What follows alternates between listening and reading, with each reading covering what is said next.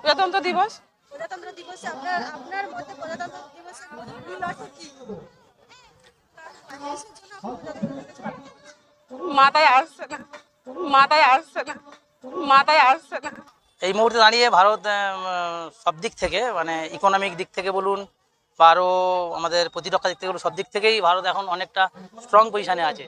সেই থেকে মানে আমরা খুবই গর্বিত যে আমরা ভারতীয়। ভারতীয় সংবিধানটা কে রচনা করেছেন? এই মুহূর্তে মনে নেই, এই মুহূর্তে মনে নেই। মানে প্রজাতন্ত্র দিবস কেন পালন করা হয়? এই বিষয়ে মানে